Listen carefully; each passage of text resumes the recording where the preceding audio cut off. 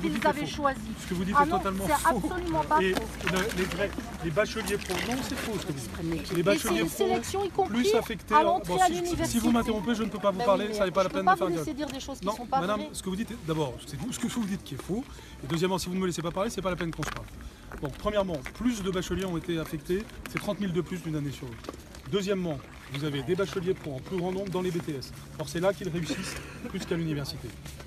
Des bacheliers technologiques affectés, c'est près de 20% en plus, affectés en DUT, c'est aussi là qu'ils ont le plus de chances de réussir.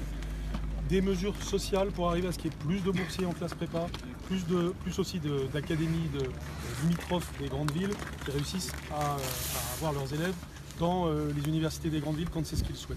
Sur tous ces sujets-là, vous avez eu des progrès qui sont donc des progrès sociaux par Parcoursup. Donc je vois bien qu'on essaye toujours de dépeindre en gris des choses, même des choses qui sont positives.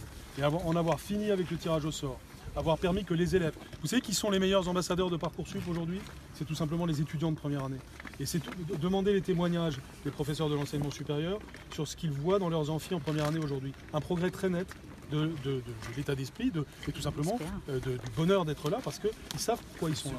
Et ça a été au détriment de personne puisqu'on a affecté 30 000 étudiants en plus. Alors je sais bien qu'il y a plein de gens pour dire tout à fait autre chose. C'est des élèves qui se retrouvent en BTS, chacun des chiffres que je viens de citer, madame, est totalement alors qu'ils avaient vérifiable. demandé une université qu'ils n'ont rien eu, Non, leurs parents n'ont pas les moyens de payer une école privée si la et qui se situation, retrouvent dans des filières complètement aberrantes par rapport à leur choix. Non, mais ça c'est des petites phrases toutes faites.